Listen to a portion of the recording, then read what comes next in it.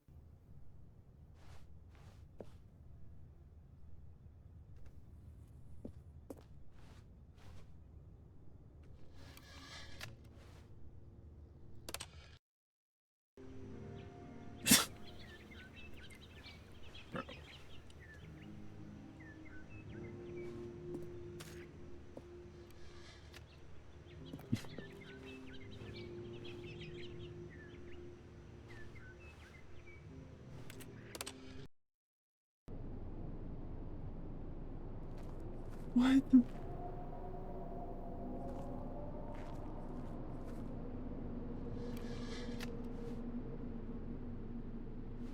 What's that sound?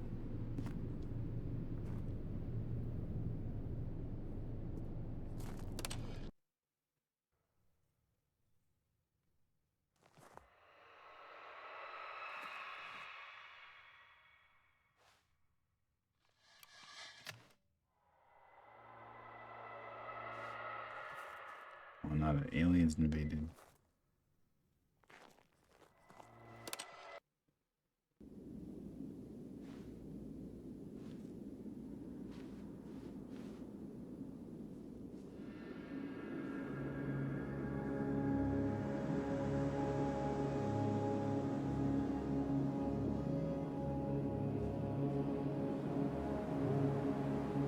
You just walk off into the desert?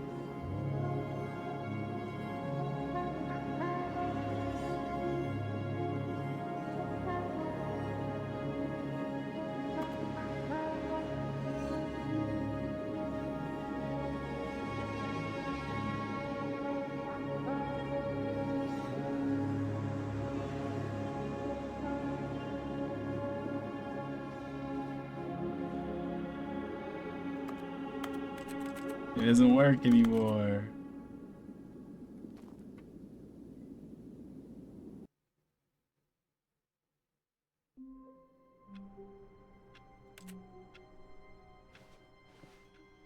All of his co-workers were gone. What could it mean? Stanley decided to go to the meeting room. Perhaps he had simply missed a memo. That was the new content. I think. Wait, what? New content? Oh, good. You noticed my sign. Yes, I have something very exciting to show you. I don't trust this. I don't trust this at all. I don't trust this at all. I think it's gonna be the same thing again.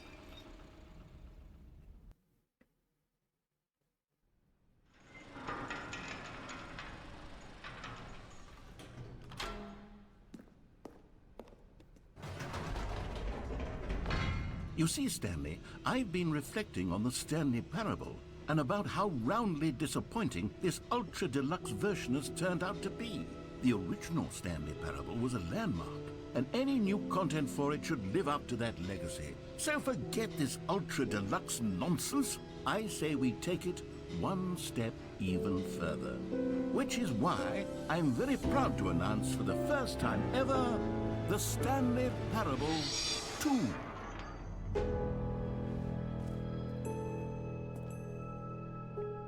Yes, you see, isn't this far superior to a measly re-release with a few minor additions? Think of all the new territory we'll cover with a fully fledged sequel. An entirely new experience, built from the ground up.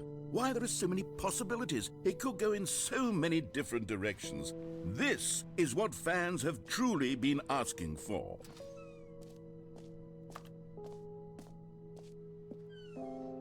Calling it the Stanley Parable 2 is just so much catchier than Ultra Deluxe, don't you think? Ultra Deluxe? What does it even mean?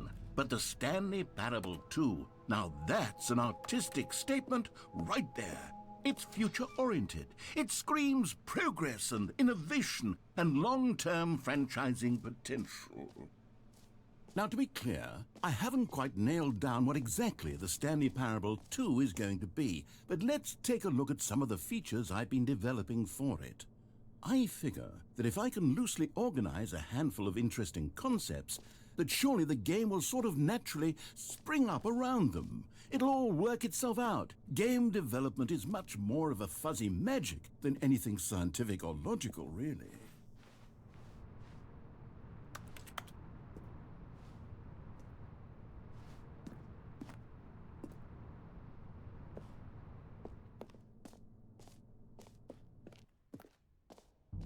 Here we are. Go on, try out some of the new features.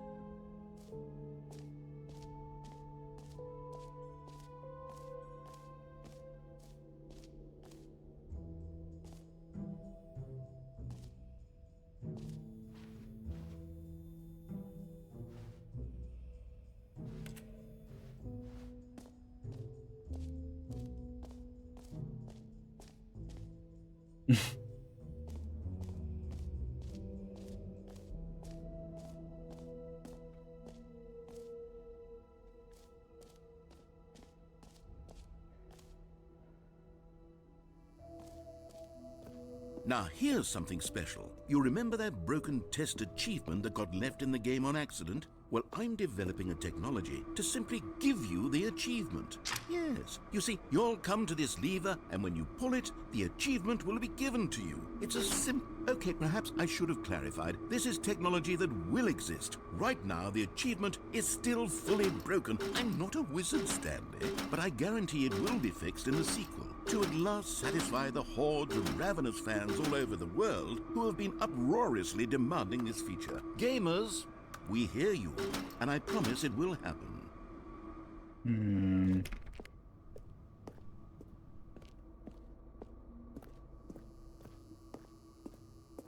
Oh, Stanley. What else? What other exhibits haven't we seen yet? You know what? Let's bring the jump circle back for Stanley Parable 2 as well. It's a... Oh, wait. You already spent all your jumps the first time we saw the jump circle? Oh, well. I suppose it can just be a nice decorative piece, then. Whatever, man. Whatever.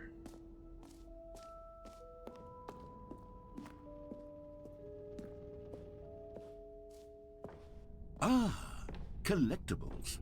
Now it's a real video game. In the Stanley Parable 2, you'll run around gathering up these miniature Stanley figurines. And what's truly innovative is that there will be no reward for collecting all of them.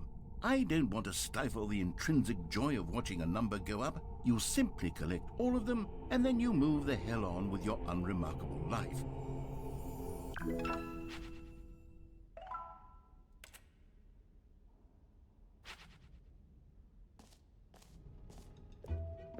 God, it really is the worst when you collect everything in a video game and then they give you a big fancy reward for it. Absolutely tragic.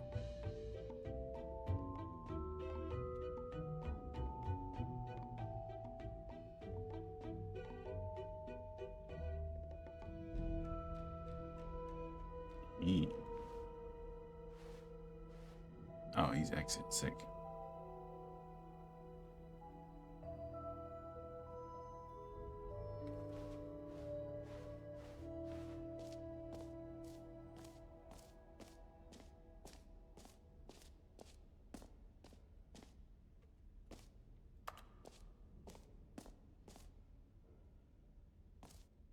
Okay, I'll be honest, I haven't yet decided on this one.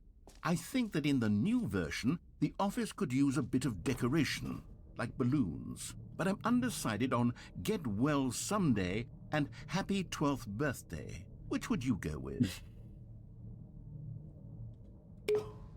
You know, sometimes when you solicit another person's opinion, it makes you realize that you knew which one you actually really wanted all along. Get Well Someday it is. Or actually, maybe I should have gone with... No, I've made my decision. We're moving on.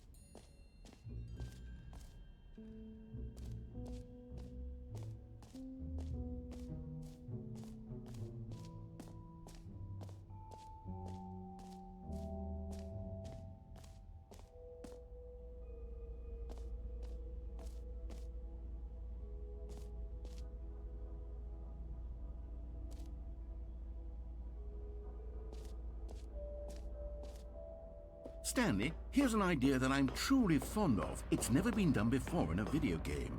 This is, in fact, a hole that you can fall down forever. That's right. Infinite falling.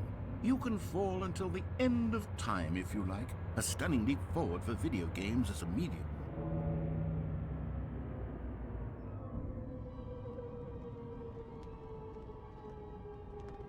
You see, isn't it wonderful? One of my more ingenious concoctions, if I do say so. Now then, since you've gotten to see the infinite hole, you can press the teleport button to pop back up to the top, and we can continue onward. Now, I don't mean to be a bummer, but I do recommend you use the teleport button to go back to the top. Maybe do it on the sooner rather than later spectrum of things. Well, now honestly, you're gonna keep talking. Okay, Stanley. I don't know quite how to say this tactfully, but it's possible that I slightly exaggerated the infinite nature of the hole. Is it a very, very deep hole? To be certain it is. It's an extremely deep hole. I don't want anyone to say that it isn't an astonishingly deep hole. It is. Is it infinite? Well, that sort of depends on your definition of infinity. From one perspective, the infinite is merely philosophical in nature. It's more of a... Okay, well, good for you. You found the bottom of the hole. You found me out, Stanley. I'm a liar and a cheat, and you're so clever. Look, I think the issue here is just that you're unusually fascinated by falling. What normal person actually wants to fall infinitely? I figured the hole was as deep as anyone would actually need. Don't you put this on me. Maybe you're the problem. Look, things got a little heated there. I think we both said some things we didn't mean. Why don't we just put all this behind us and agree to just call the hole mostly infinite? If that works for you, then go ahead and press the teleport button to warp up to the top of the hole and we can move on. I'll just be up here when you're ready.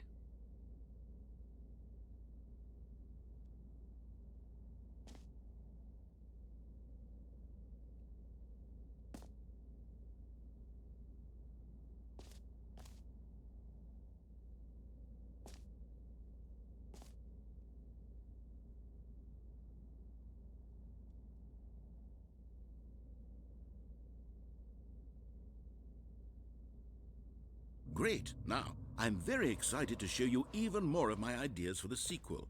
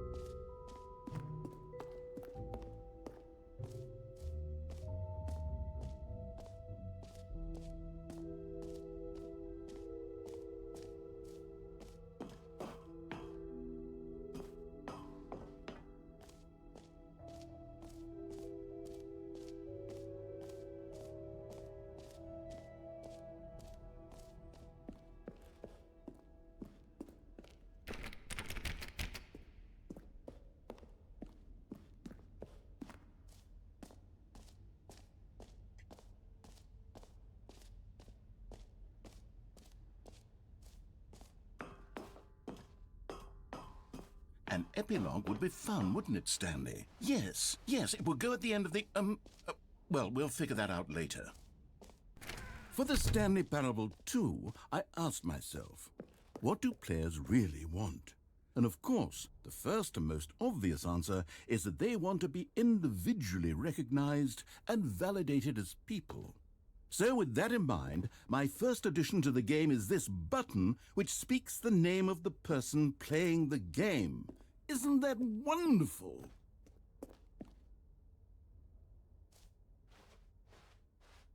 Jim.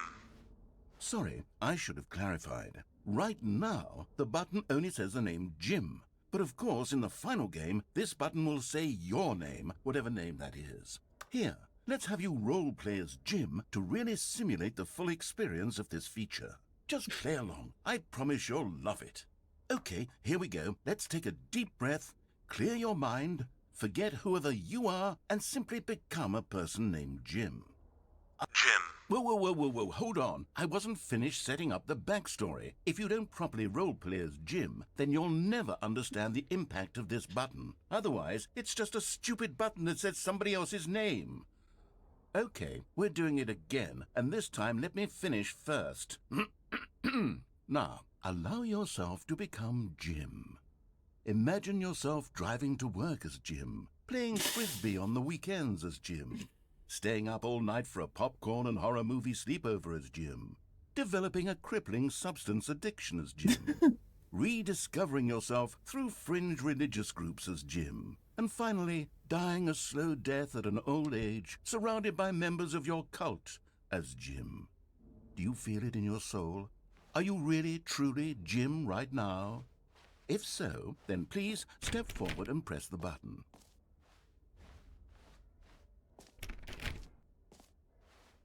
Jim. Yes, you see? What a thrill, what a rush. That was you. The button described you. Do it again, do it again.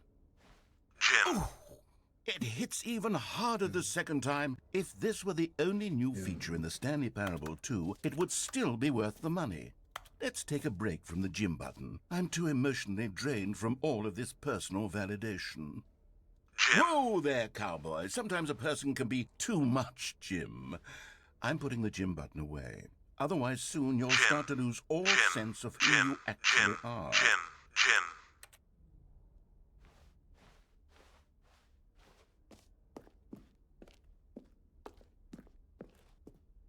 And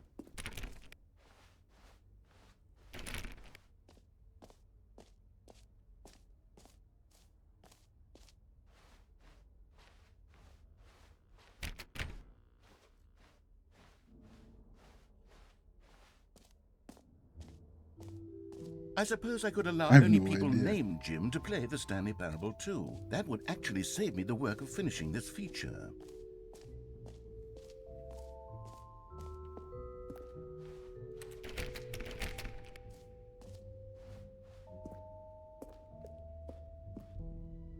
A common complaint of the Stanley Parable was that it was confusing and paradoxical, that it engendered a chaotic sense of reckless despair in those who played it. Well, I'm happy to say that after much consideration, I've engineered a clever solution to this fundamental problem with the game. It's the Stanley Parable Reassurance Bucket. You see, Stanley, anytime you're holding the bucket, a sense of calm and ease will fill your mind and your heart. It's true. As long as you hold on to the bucket, the many disorienting contradictions of the Stanley Parable will feel perfectly normal and perhaps even comforting. You may even come to long for the gentle embrace of jarring cognitive dissonance while the bucket is in your arms. And to be honest, it's a much more convenient solution for me than actually redesigning the game to be less uncomfortable. Can you imagine what a pain in the ass that would be? Yes, the bucket is the perfect solution. Come on, give it a try.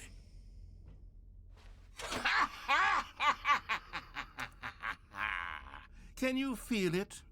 The glow of comfort, even in the face of crushing despair, must already be sweeping through your body. And in fact, can I say that I do believe the bucket lends you an air of charisma as well?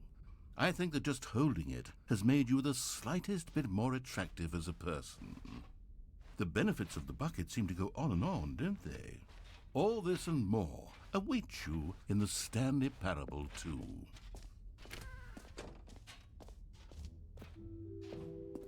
Does anyone give out awards for most enjoyable bucket in a video game? That really should be an award if it isn't already.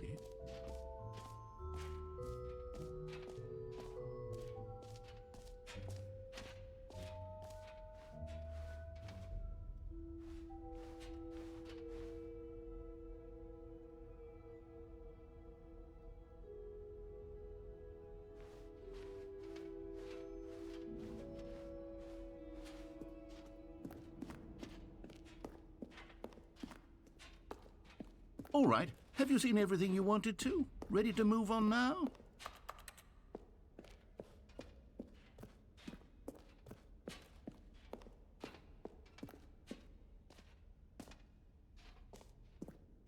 So, Stanley, what do you think?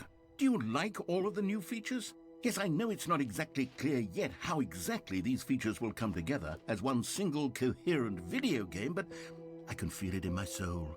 It's going to work. There's definitely a good game in there somewhere. Say, let's do an experiment. I'll arrange these new features together, and we'll see whether or not it coheres into a meaningful gameplay experience. Okay, are you ready? Here it is. I give you the Stanley Parable 2.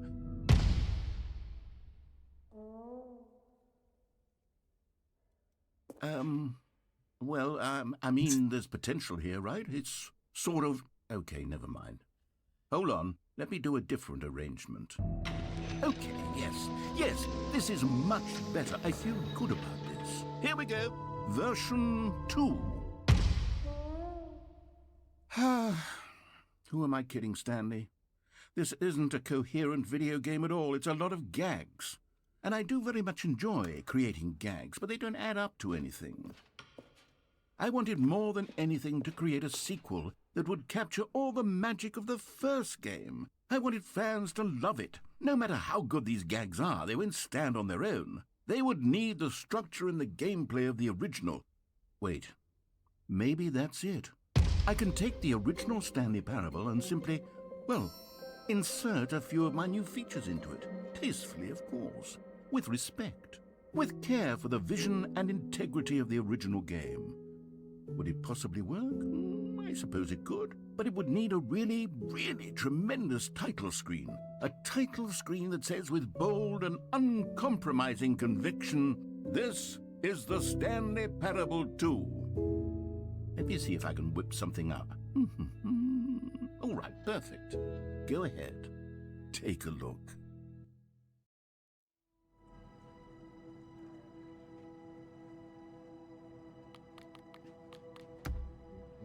What is going on?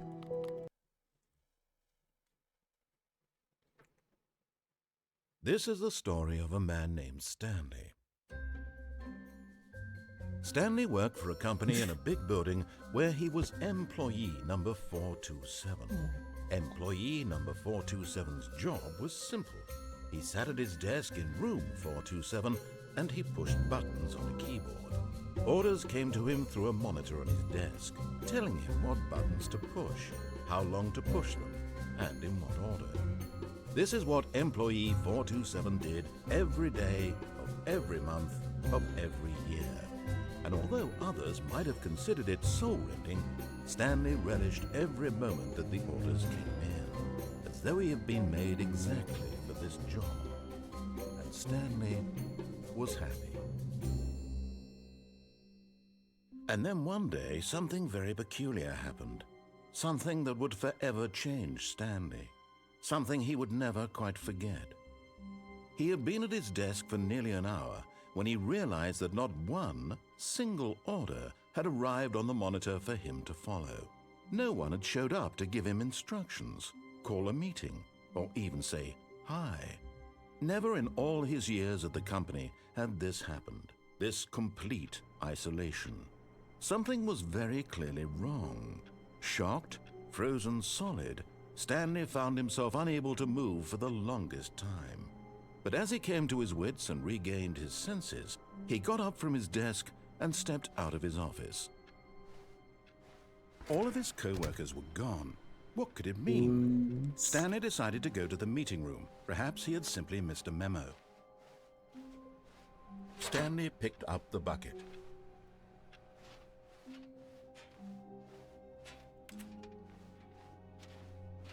Stanley clutched the bucket tightly to his chest and entered the door on his left.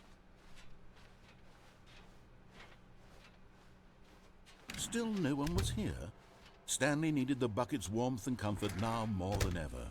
Perhaps his boss's office. Coming to a staircase, Stanley and the bucket walked upstairs to the boss's office.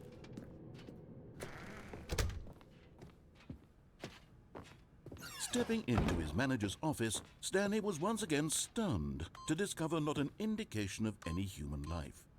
Crushed by the weight of this revelation, Stanley may have broken down into an emotional dumpster fire, if not... But Stanley guessed the correct code by sheer luck.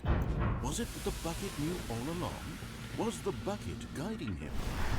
Yes, this is certainly the most logical explanation.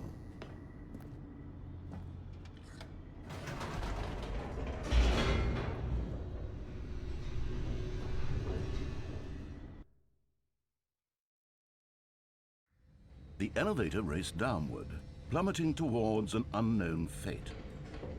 It would be all Stanley could do to keep himself together, if not for the bucket. Soothing him, comforting him, reassuring that in this darkest moment of uncertainty, he would be all right. The bucket is here for you, Stanley. Everything will be fine. Stanley and the bucket walked straight ahead through the large door that read, Mind Control Facility.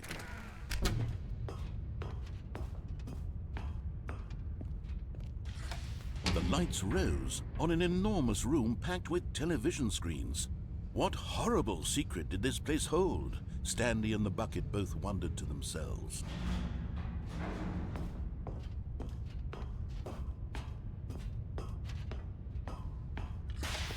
The monitors jumped to life, and Stanley nearly dropped the bucket in shock. Everyone in the office was being videotaped, monitored like guinea pigs. The bucket had never seen anything like this, and it very nearly burst into tears as Stanley cradled it gently, reassuring it that everything would be fine. Was the bucket under the mind control facility's influence as well? Had the bucket been told to do things it didn't wish to do? What kinds of things does a bucket want to do or not want to do in the first place? These questions raced furiously in Stanley's feeble mind. No! He screamed into the bucket. He couldn't accept it. His own life in someone else's control, never! He squeezed the bucket tighter, his one friend in the entire world. At this point, he could trust no one except for the bucket.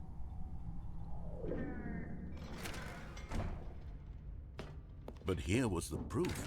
The heart of the operation. Controls labeled with emotions, happy or sad or content. Walking, eating, working, all of it monitored and commanded from this very place. And as the cold reality of his past began to sink in, Stanley decided that this machinery would never again exert its terrible power over another human life. For he and the bucket would dismantle the controls for good.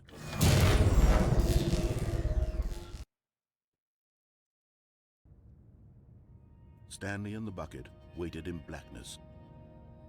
Was it over? Yes, they had done it. Stanley and the bucket had defeated their greatest and darkest enemy, freed themselves from the tyrannical grip of the evil mind control machine. Freedom was now mere moments away. Excitedly, the two of them began to discuss the kind of life they wanted to live once they stepped through this massive door. The bucket wanted to learn to roller skate. Stanley wanted to sneeze in every country on Earth. Both of them wanted to begin watching a movie, any movie, but then stop it halfway through and begin watching it in reverse from the end. True, it was a simple life they envisioned, but it was one they'd lived together, with one another to lean on, to trust, to support. What? Wait, what was happening? Why had the door stopped? Was Stanley and the bucket not about to be freed? An unbearable silence filled the room, lingering in uncertainty, until finally the truth hit Stanley square in the face. This building did not want the bucket to leave. Even the facility itself recognized the incredible calming presence of the bucket, needed the soothing warmth of the bucket, would go to any lengths not to part with the bucket. No. Stanley can't leave this place, not while he has such a precious bucket in his arms, not while this building has anything to say about it. Stanley realized he would never again leave this very room, but at least he has the bucket. To be trapped eternally in darkness isn't really so bad, Stanley thought to himself. As long as I have my bucket with me, right? I'll be okay, won't I? Stanley gulped. Very soon now, he was about to find out.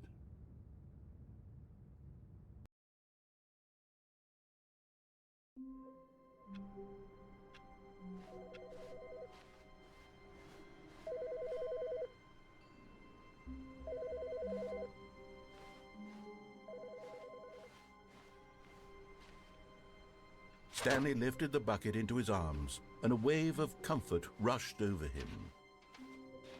Oh my God, should have picked the bucket.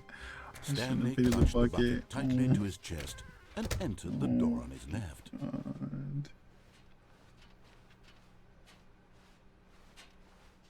Still no one was here. Stanley needed the bucket's warmth and comfort now more than ever. Perhaps his boss's office was coming to a staircase. Stanley and the bucket walked upstairs to the boss's office.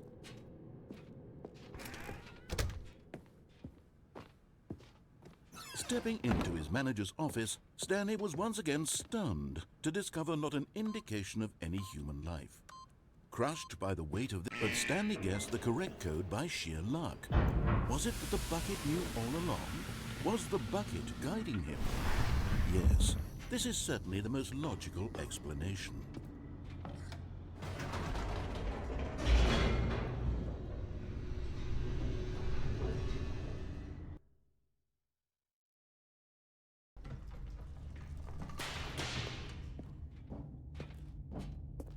Stanley and the bucket walked straight ahead through the large door that read, Mind Control Facility.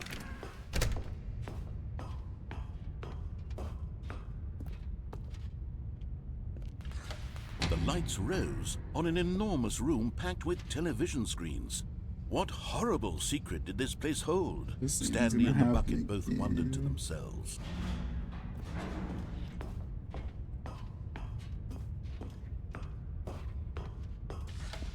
The monitors jumped to life, and Stanley nearly dropped the bucket in shock. Everyone in the office was being videotaped, monitored like guinea pigs. The bucket had never seen anything like this, and it very nearly burst into tears as Stanley cradled it gently, reassuring it that everything would be fine. Was the bucket under the mind control facility's influence as well? Had the bucket been told to do things it didn't wish to do?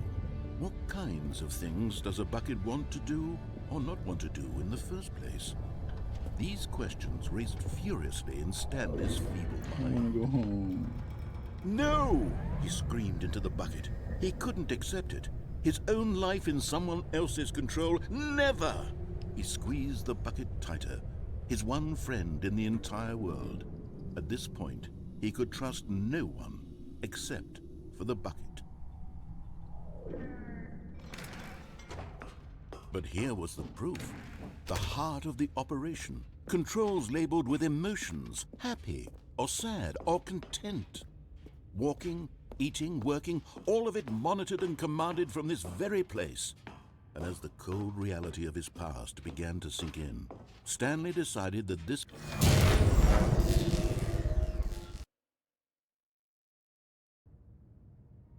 Stanley and the bucket waited in blackness. Was it over?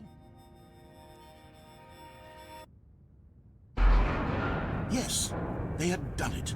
Stanley and the bucket had defeated their greatest and darkest enemy, freed themselves from the tyrannical grip of the evil mind control machine. Freedom was now mere moments away.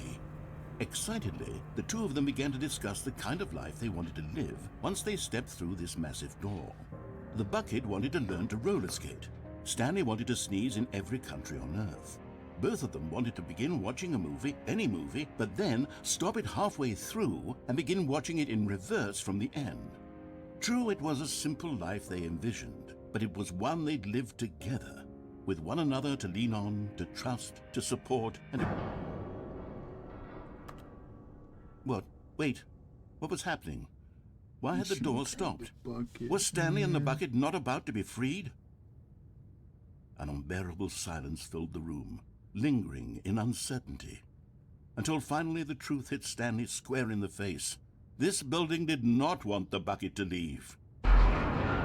Even the facility itself recognized the incredible calming presence of the bucket, needed the soothing warmth of the bucket, would go to any lengths not to part with the bucket. No. Stanley can't leave this place. Not while he has such a precious bucket in his arms. Not while this building has anything to say about it. Stanley realized he would never again leave this very room. But at least he has the bucket. To be trapped eternally in darkness isn't really so bad, Stanley thought to himself. As long as I have my bucket with me, right? I'll be okay, won't I? Stanley gulped. Very soon now, he was about to find out.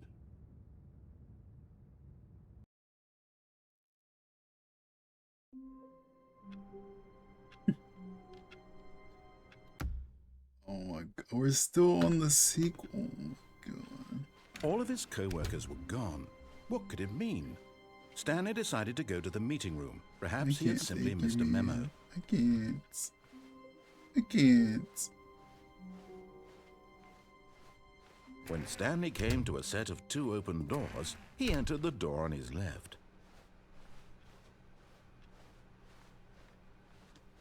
Yet there was not a single person here either. Feeling a wave of disbelief, Stanley decided to go up to his... Coming to a staircase, Stanley walked upstairs to his boss's office.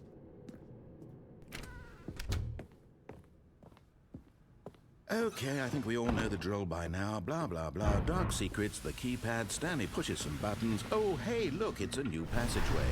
Quelle surprise.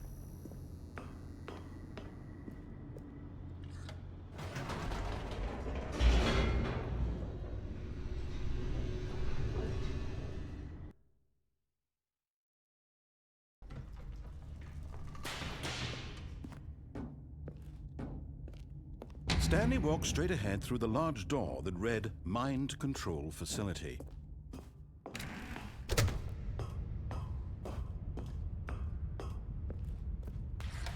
The lights rose on an enormous room packed with television screens. What horrible secret did this place hold? Stanley thought to himself. Did he have the strength to find out?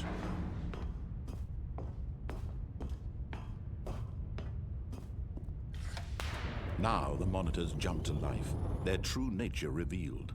Each bore the number of an employee in the building, Stanley's co-workers. The lives of so many individuals reduced to images on a screen, and Stanley, one of them, eternally monitored in this place where freedom meant nothing.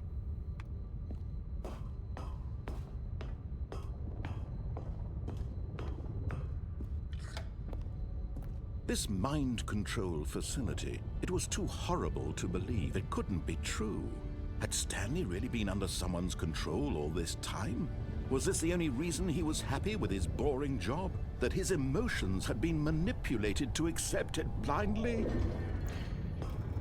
No, he refused to believe it. He couldn't accept it. His own life in someone else's control? Never! It was unthinkable. Wasn't it? Was it even possible? Had he truly spent his entire life utterly blind to the world? But here was the proof. The heart of the operation. Controls labeled with emotions. Happy, or sad, or content. Walking, eating, working. All of it monitored and commanded from this very place. And as the cold reality of his past began to sink in, Stanley decided...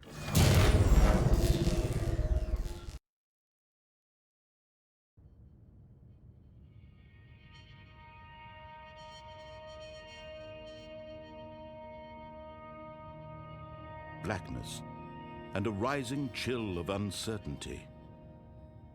Was it over? Yes! He had won! He had defeated the machine, unshackled himself from someone else's command. Freedom was mere moments away. And yet, even as the immense door slowly opened, Stanley reflected on how many puzzles still lay unsolved.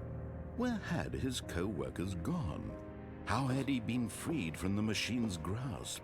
What other mysteries did this strange building hold? But as sunlight streamed into the chamber, he realized none of this mattered to him, for it was not knowledge or even power that he had been seeking, but happiness. Perhaps his goal had not been to understand, but to let go. No longer would anyone tell him where to go, what to do, or how to feel. Whatever life he lives, it will be his. And that was all he needed to know. It was perhaps the only thing worth knowing. Stanley stepped through the open door. Stanley felt the cool breeze upon his skin, the feeling of liberation, the immense possibility of the new path before him. This was exactly the way, right now, that things were meant to happen. And Stanley was happy.